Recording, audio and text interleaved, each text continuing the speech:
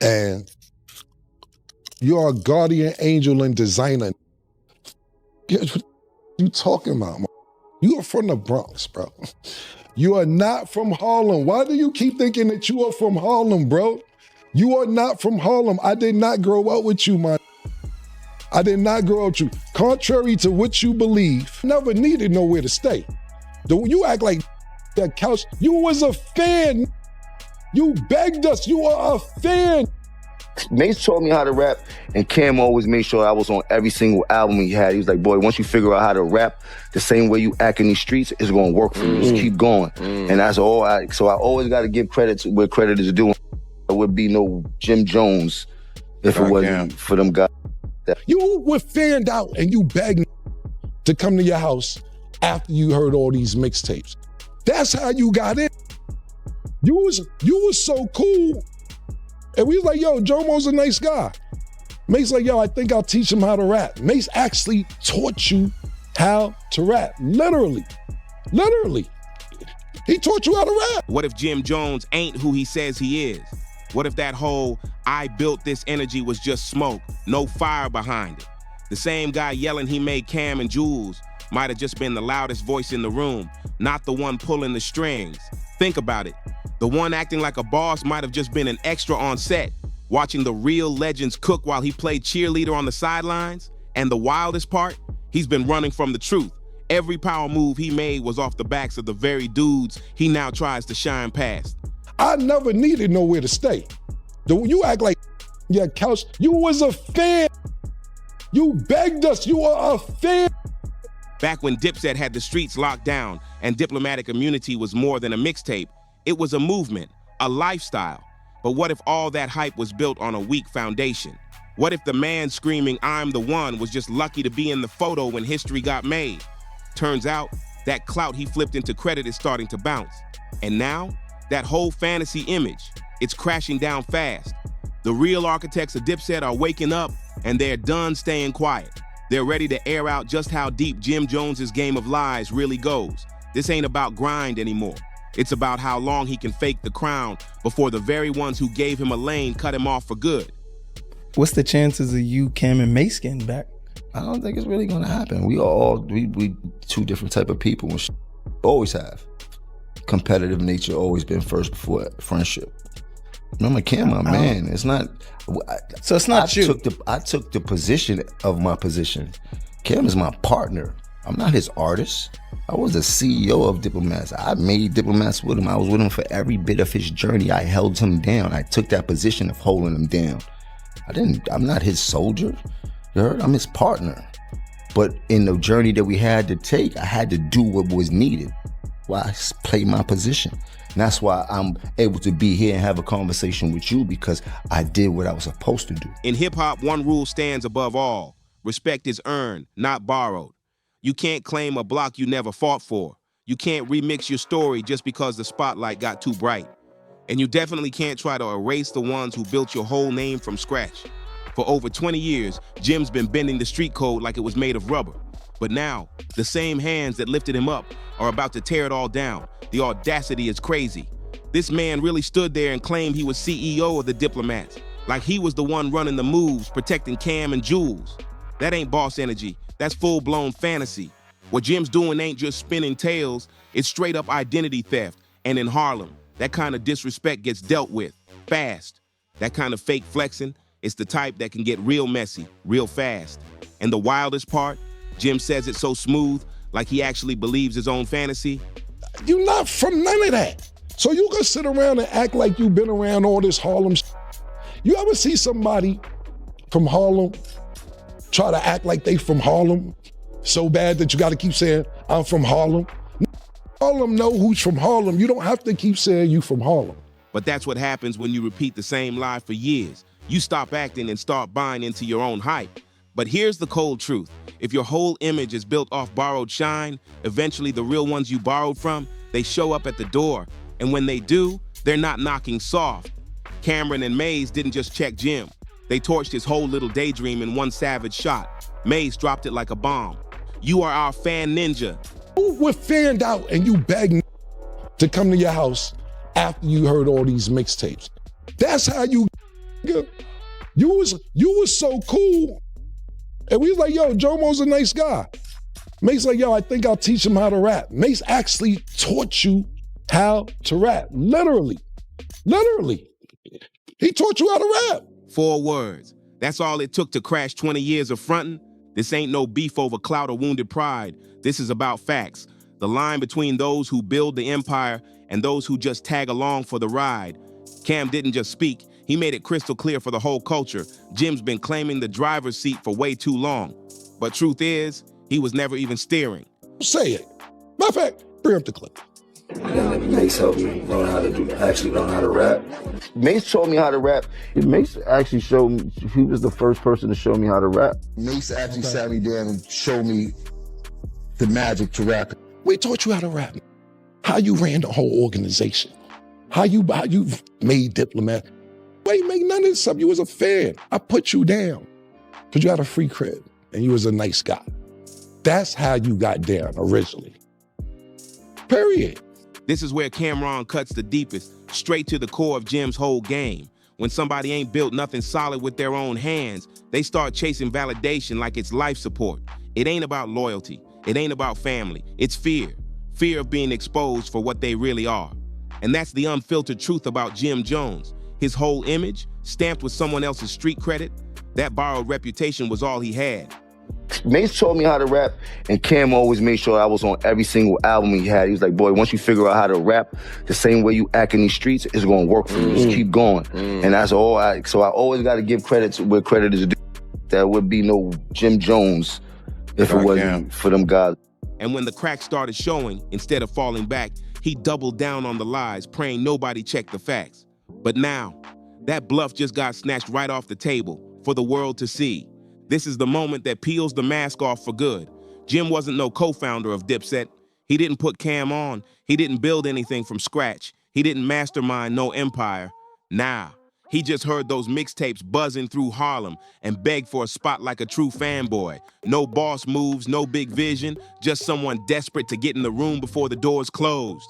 This truth right here, it flips the whole script on Jim Jones. Every hit, every feature, every little ounce of fame he ever claimed, it all leads back to one desperate move. Freestyles come out. Yo, I heard the new did. I heard the new did. Yo, you want to come through? Come through. Why? Why are we going to Jomo's house? Cool. One day, I'm leaving Mace's house on the west side, going back to the east side. I stop at Jomo's house. His grandmother died, God bless his dad. And he had a free crib. So yeah, I would bring some little crack maybe. I'd be at everybody's house though. I love my grandparents. My grandparents were strict. I stayed at Duke the God house. I stayed at Mace Makuta. I stayed at her. I stayed a bunch of houses. I never needed nowhere to stay. When he saw the rocket taking off and clung to it like a groupie sneaking into first class. And this next part, it stings the most, especially if you know the code. In the streets, begging ain't just embarrassing. It's straight up disrespectful. Real ones don't beg for a seat at the table, they build the table. Real creators don't chase someone else's glow, they shine on their own terms. But Jim, he just got exposed as neither. No builder, no boss, just a hanger-on with good timing and louder volume. The real question ain't even about whether he deserves Dipset credit anymore. It's about how long can you ride another man's wave before the ones who built it say, get off.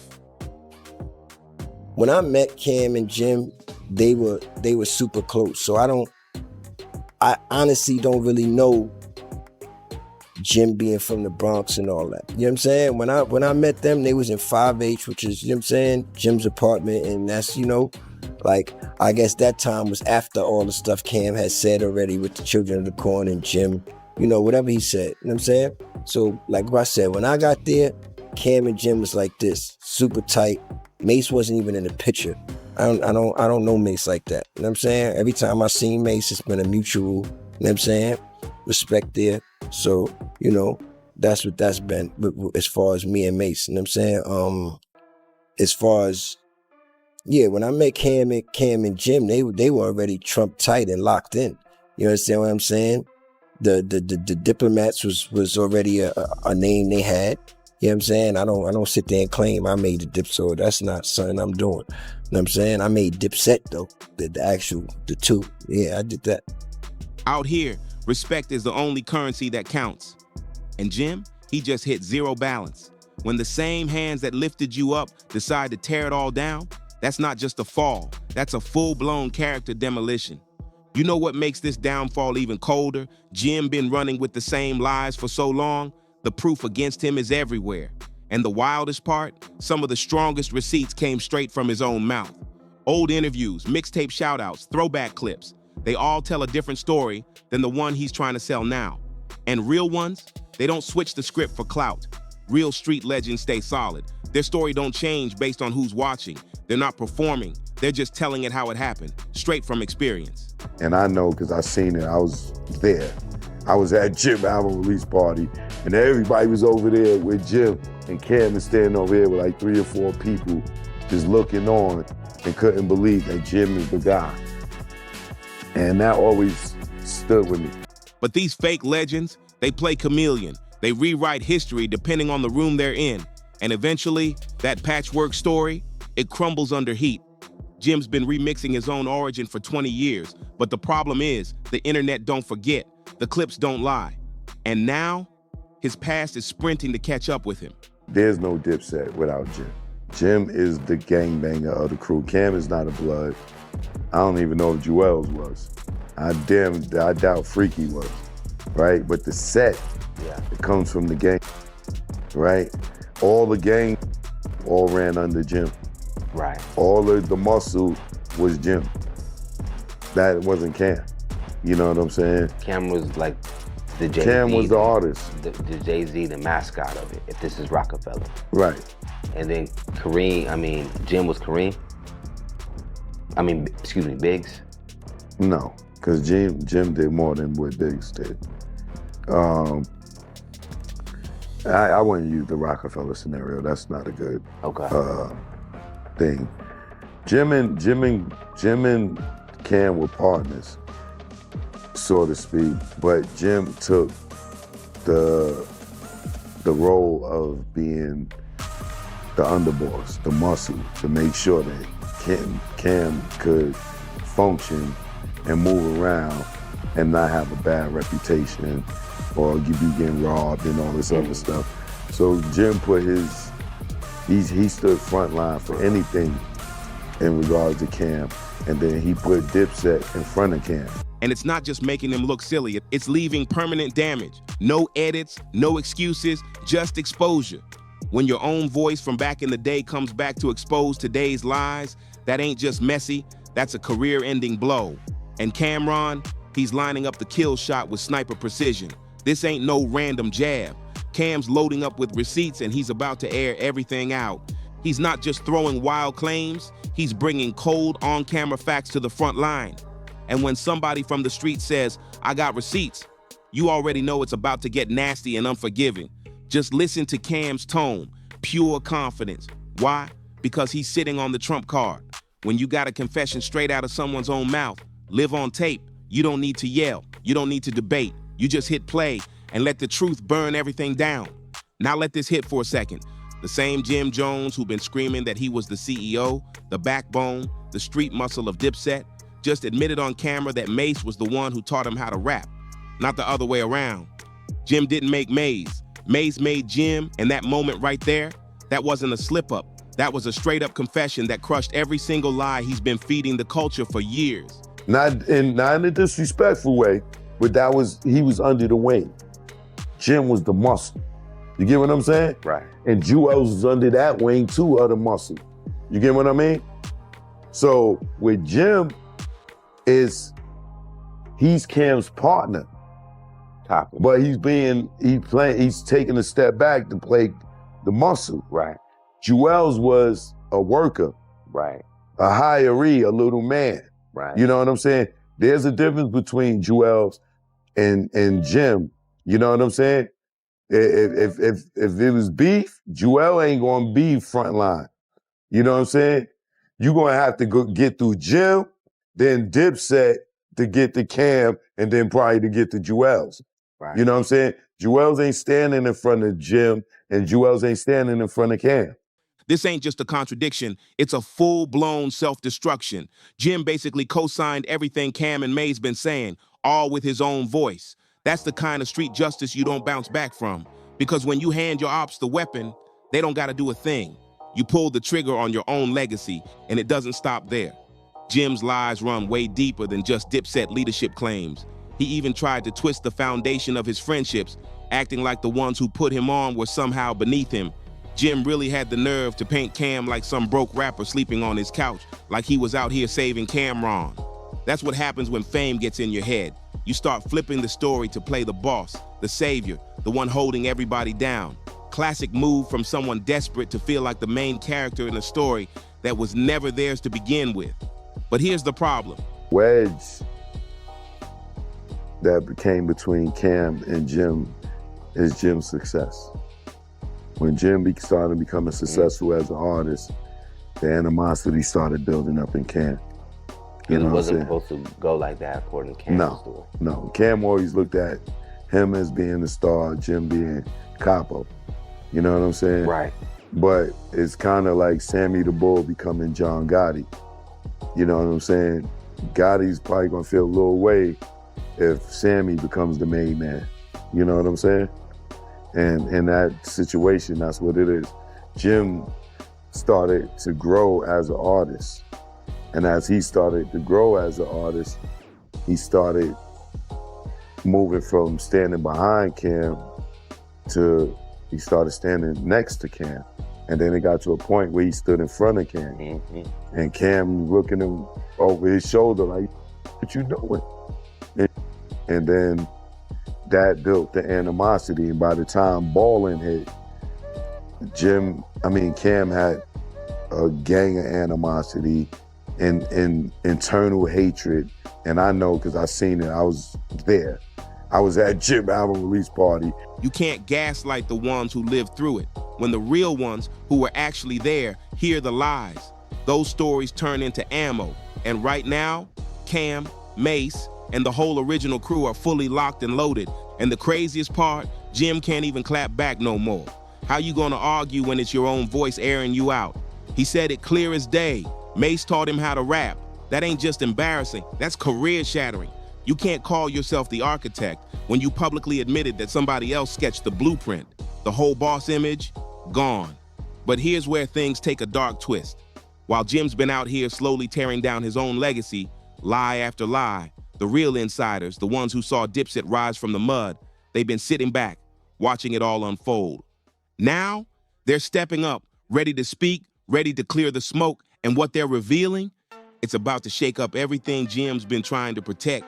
This part right here, it's about to flip the whole narrative on who was really calling the shots behind the scenes. Because once the clout fades and the fantasy collapses, truth don't come from the loudest one in the room. It comes from the ones who were actually there when history was being made. Now Joel Santana steps in, and his words, they hit different. When he says everything used to be cool, he's not just reminiscing. He's setting the stage for the storm that broke Dipset apart.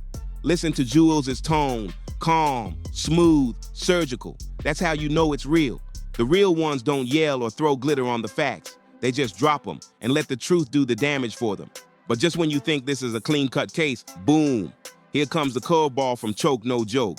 And trust, it's about to shake things up for real. Choke confirms something that hits hard. Yes, people did work under Jim. Yes, he had some real power inside the machine. So now, we're not talking about a total fraud. We're talking about a man who had a little juice, but couldn't accept his position. Jim wasn't some helpless sidekick, but he wasn't no CEO either. He was middle management, trying to Photoshop himself into the founder's chair. At the end of the day, Jim just was smart enough to do it quicker.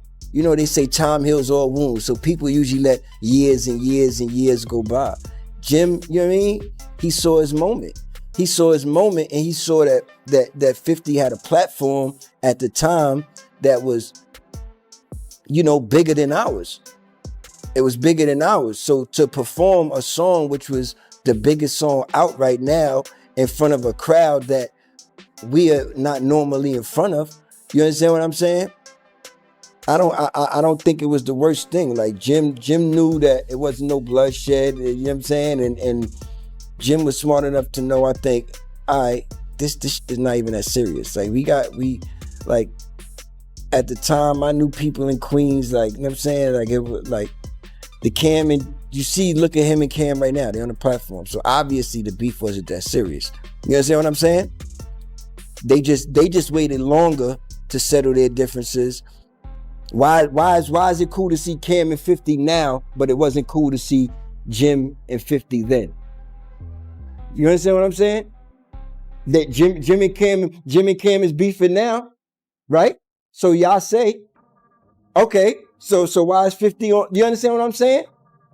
It's the same thing, bro. It's the same thing. It's just people like to pick and choose. You know what I'm saying? People got their favorites even in the groups, man. It's always been like that. So now when the group clash, it's like, you know, people want to take, I think the bull. If y'all really want to see move as a unit, don't be taking this. Even if you like Cam more than you like Jim more than you like Cam. You know what I'm saying? It's Dipset. You know what I'm saying? So you know when you see them going at it, you know what you're saying. You know what I'm saying? So my thing is, you know, that the egg on like that, like I'm definitely not gonna be the one to egg it on. And in real street circles, that kind of insecure rewriting, it gets clowned heavy. And now, here comes the line that's gonna set the comment section on fire. No Joke just dropped a heavy one. He said there'd be no Dipset without Jim, and even called him the muscle behind the movement. Sounds big, right? But before Jim's crew pops bottles, let's break it all the way down. Being the muscle don't make you the mastermind. Just because you held it down and helped to push the machine doesn't mean you built the engine. Jim might have been key to protecting the brand, but let's be real. He didn't create the blueprint. He enforced the vision, but he didn't dream it up. Now the line is being drawn. Two camps are forming. One rolling with the street strength that Jim brought, and the other repping the creators who actually built the legacy from day one. Joel Santana and Choke No Joke. People, it don't even be the actual people. Like if me and you was beefing, and you said, I don't know, Zeke got a peanut head paws, and I said you got 11 toes, or whatever the case may be. That'd be that. But it be everybody else on the side, your group of niggas, be like, yeah, the peanut, he's a peanut gallery. They gonna make up all this shit, make sure to turn the peanuts into peanut butter, then whip it into something else to make it all a whole bunch of different shit. Then my talk about your feet and all that. You know what I'm saying? Like, so just to, like, if that's everybody who's from Harlem got some family in the Bronx. Everybody who got family in the Bronx got family in Harlem. Yeah, Jim is from the Bronx and he came to Harlem. You know what I'm saying? But the thing about it is, you gotta understand the war. Like, Jim it's like battling. It's like rap. Like Jim, whatever, but they wasn't. They was on platforms. And Jim said what he said. Jim, I think what he said, something about inviting him to his, so he said, he said, they on my dick, right? That's something that's serious. Like, you hear that, you like, ooh, it's like Jim caught a ball. Oh, so what you think Cam gonna do? You think he just gonna sit there and you think he gonna, and Jim rhymed first. You know what I mean? Well, actually Cam and 50 said what they was talking about, what they said. Jim heard that, he came back and said that. Now Cam, what you think Cam gonna do? Cam is a lyricist. He's gonna make you feel any type of stupidity way that's possible. He's gonna say and basically kick you in your nuts. You know what I mean? He's gonna rip your heart out. Remember the old school when they was doing electric boogie and they grabbed the nigga by the heart, pulled the heart, and they just had it in their head. They're not riding for Jim out of blind loyalty. They see the flaws, they've lived through it, but they also saw the real work Jim put in. Work that Cam and Mace are now acting like never happened. And that's where this drama flips into full-blown psychological warfare. Both sides are twisting facts, bending history to sell their version of the truth. Cam and Mace, they're turning down the volume on Jim's impact to prove he's been overhyping himself. Meanwhile, Jim's camp, they're cranking it up, trying to kill the Just a Fan label and show he was more than just background noise. But here's the kicker. The truth, it lives right in the middle. In street politics, it ain't about the whole truth. It's about the version people believe. And right now, Jim's losing that battle badly. See, when folks are all struggling together, loyalty holds strong. But once one dude starts shining too bright, jealousy starts creeping in quiet. That's when the masks fall, and you find out who's real and who's secretly fuming in the shadows. And just when it looked like this was all about Jim's ego, boom, Choke No Joke flips the script and drops a bombshell. Cameron was the one who couldn't handle Jim's rise. That twist hits hard. So now you gotta ask, was Jim out here faking the CEO role? Or was Cam uncomfortable watching his guy step into the spotlight? But don't get it twisted. Before you take Choke's words as gospel, peep the real chess game behind the scenes. This ain't just commentary, this is personal beef dressed up as truth. Where every hands on you. But I see the pattern now. If either disagree with you and don't want to take it that route because they got some genuine love for you, you keep going on and on and on. Every that put hands on you or you get to altercation, you cool with them. I see you with C Gutter. Junior Mafia, cool. I see you taking pictures with True Life. It's cool. Man, DC, y'all having sit-downs to work out. Gunshots was let off with that. Y'all having sit-downs to work it out. You tried to chase French Montana out the game, that ain't work out. Y'all got cool. So cool that you go to his video shoot, pardon me, not his video movie, you're sitting in the crowd watching the premiere, and they dissing you in the movie. You in the movie getting dissed, and you gotta eat it, just sitting in the crowd. Nah, dissing you in the movie that you went to go see, bro. You ever wonder how you met Mano? Ask him how he met Mano. Mano gonna downplay because they cool now. He tried to press Mano one day because Mano first came out. He had a little record where he was saying, dissing the rappers. I don't know, he's dissing his name. So Jim plus see Mano one day and was like, yo, what's up with all that saying my name? Mano said, who the talking to? Oh, you think I one of them niggas? You out your mother? Now they the lobby boys. Every that do something to put pressure on you, you sit there and work it out. But when niggas got a little genuine heart for you and all that, cool, that's the pattern. If they don't put hands on you, then you can keep going on and on and on. And I ain't promoting none of this. I think it's cool that you cool with everybody I name. You gonna be 50 next year. I'm happy that you cool. I'm not saying this to starve no feathers. I'm not saying that to backtrack on any beef or go anything like, I think it's really cool. But you do this, you keep, you cool with, and then and sophisticatedly, you keep going on and on, bro. Choke and Cam got history, and not the friendly kind. They nearly threw hands because Choke gave props to a Jim Jones mixtape. That kind of petty bitterness, it speaks volumes about where his loyalty lies and how twisted his version of the story might be. Choke ain't riding for Jim just because he believes in the mission. He's moving off spite. So when he calls Jim the muscle, the protector, the one who kept Cam safe, you gotta stop and ask, is that the truth? Or is it just a calculated jab at a man he's still beefing with? And yo, let's talk timing. Jim Jones dropped his new album At the Church Steps in February 2025, and then boom, this Dipset drama just so happens to blow up again. Yeah, now things are getting real strategic. That timing, no coincidence. When your career's on life support, digging up old beef is the fastest way to spark some noise. And guess who's always down to stir the pot?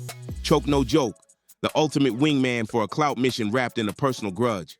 Then Jewel Santana drops the breakdown on the whole 50 Cent situation, and this part hits different.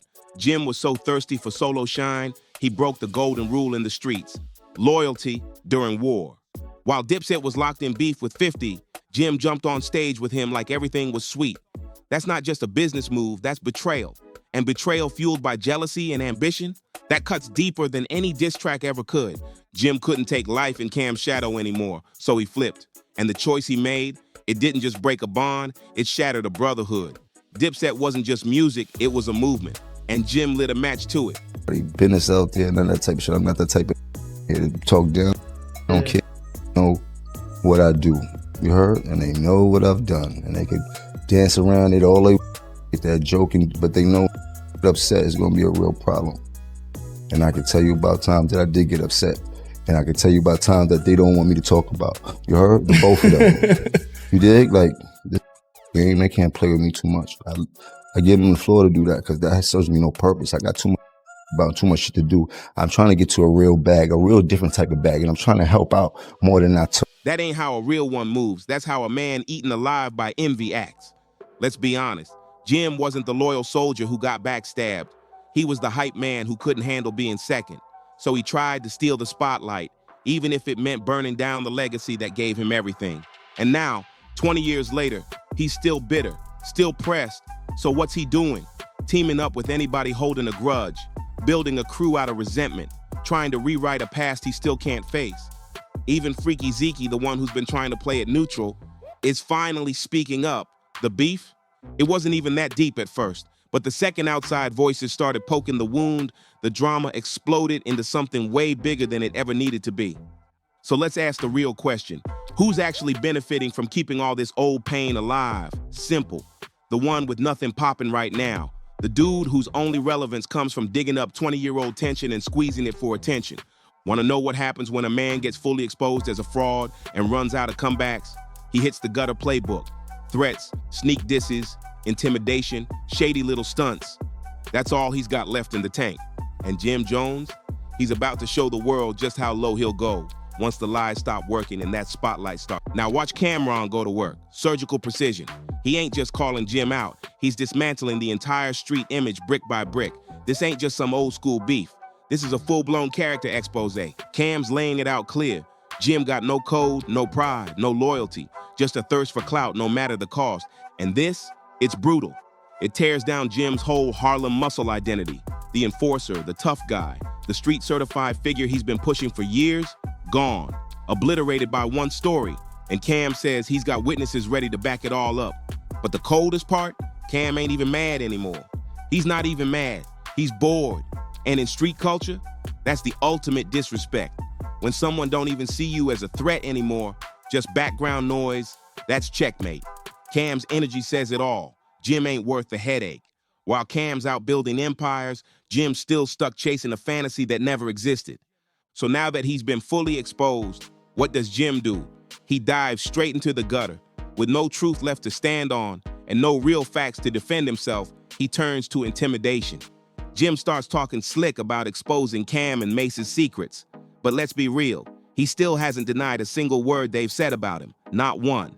And when the threats flop, he hits a new low, body shaming. Yeah, you heard that right. Jim actually told Mace to go on a diet, from claiming to be the CEO of Dipset to throwing middle school level insults like he's stuck in 7th grade. Let that sink in. A grown man scrambling to save his image ends up making petty jokes about somebody's weight. You know what I'm saying? Mace and all that going on yet, or are they still coming up? I'm not gonna sit here and do a discography, my brother. It's a little bit too much for me. And you ain't pay enough for that. So if you got some other questions you wanna ask, or you could erase all this, send you your money back. Either or. Okay, I mean, I understand what's going on and the plight of everything that's going on, and people want to know the history, but this ain't the way that you're not going to be able to get the whole Jim Jones or Jomo story for that, what you did. I thought this was some regular questions. Seemed like you're trying to get everything up to every point, and that's not going to happen right now. So if you want to ask some questions, I'm cool with that, but you definitely can't ask me all these questions you're asking, my brother. So if you got some ask, you better ask and get it off your chest, but I ain't going through this with you because you don't have enough money for that. No disrespect. That ain't damage control. That's desperation on full display. This ain't gangster. This ain't street politics. This is a man backed into a corner, lashing out because he knows the game's over. And the irony, it's thicker than ever. The self-proclaimed muscle man is out of moves, out of stories, and officially out of time. Jim keeps claiming Cameron's just clapping back to go viral. But let's really look at who's out here chasing clicks. Jim's been jumping on every platform that'll have him. XXL, Cam Capone, random YouTube channels you've never heard of. Man's basically on a full-blown press tour just to keep his name in rotation. The same guy screaming clout chaser is literally chasing clout like it's his job. But here's where it gets embarrassing. The second an interviewer asks real questions about the beef with Cam and Maze, Jim freezes. The same dude who's been puffing his chest and throwing threats suddenly has nothing to say. Straight silence, dodging, deflecting. Why? Because when your whole story's fabricated, detailed questions turn into landmines. Mace need to go on a diet. He need to get his life together. He need to go to the doctor and get a physical. He looked terrible, bad body, back. Nigga look big around the neck, waist look crazy. I'm body shaming this. You heard? He need to go together, get on the treadmill, do some push-ups, do something. You heard? Especially for playing with me. Jim's confident as long as he's controlling the mic, but the second someone else grabs the wheel, the whole act starts crumbling. And now, you're about to witness a full-on psychological meltdown.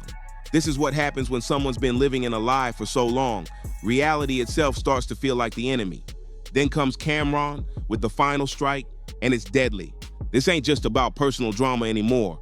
It's about Jim's toxic pattern, how he drags down every artist who gets close. Cam says working with Jim doesn't elevate anyone, it sinks them. That ain't leadership, that's parasite energy, feeding off other people's light until there's nothing left. What I'll finish with is this, man. I'm never here to downplay your character. As much as you try to degrade my character for years and push me under the bus and say, I ain't start this and I ain't do that, and you started Pink and you made the Diplomats, which is just, if people choose to believe that, then look, I got a bridge in Brooklyn I can sell you to, my period. But at the end of the day, I never try to downplay your character. And I didn't know all this on because I was on vacation. I came back a few days ago and seen all this going on. And it's like, for instance, right? I see you post and let me get jumped in Rucker, this, that, and third by 8, that, and third. I'll let that story however they want to tell it. I seen the story one time when Little C's was telling the story. I mean, me and Little C's is cool. And Little C's told me he punched me in my face. Really? And me and C, I seen C's, really? No, I'm not dissing C's, but no. Little C's never punched me. But if you go to his end in that story, that's what he said he did. And like I said, I ain't got no problem. I seen C's, we good. But you keep running around with these 25-year-old stories. Do you ever hear me talk about when you ran on me when BMF pulled up? When you ran in the hotel, they chased you to the beach. And lucky, I had my man Jojo, I ain't gonna say his name, Spanish, the Spanish about life, who was with me, was like, who are these? I said, oh, they come this way. No, and this no disrespect, because Blue's all that. And Blue Da Vinci just told this story on his platform or whatever platform recently. He got it 89% right. It's a little off, Blue. I'll tell it on Talk with Flea, my perspective of what happened. But at the end of the day, I don't be out there pumping. They chase you to the beach in the sand. You was getting wet from the water, from the ocean. I don't pump that. But what Cam's about to say next, yeah, it's about to get real dark. Oh, this right here, this is the kill shot. Cameron just dropped the final bomb, and it don't just end the beef, it exposes the entire timeline. Jim Jones hasn't just been throwing shade lately, he's been on this bitter press campaign for over a decade. That's not beef, that's obsession. The kind that eats at you when deep down, you know the last time you mattered was back then. And the irony is thick. Jim keeps yelling that he ain't got time for drama, that he's focused on money moves. But who's been hopping on every podcast, every blog, every YouTube mic that lights up? Extra, extra large, Cam Capone, you name it, he's there. The same guy claiming he's too busy to care is chasing relevance like it's a direct deposit. You know why? Because the revolution was televised. I'm here. That's why God work like that. That's why I'm here.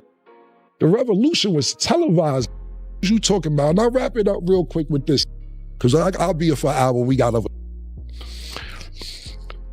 stop tricking freedom, bro. But this ain't just about 3 Harlem legends throwing shots. This goes deeper. This is about hip-hop culture, real versus fake, builders versus leeches, creators versus opportunists. It's about who earned their name and who tried to steal one with smoke, mirrors, and false memories. Jim Jones's rise, it's a cautionary tale. What happens when you build your whole identity on borrowed clout? And now, Mace and Cam didn't just clap back, they ripped the curtain down. With receipts, with facts, with Jim's own voice putting nails in the coffin. Every contradiction, every fake flex, every reworked story exposed. This wasn't just a W for Cam and Maze. This was a public demolition of a myth that floated around for 20 years.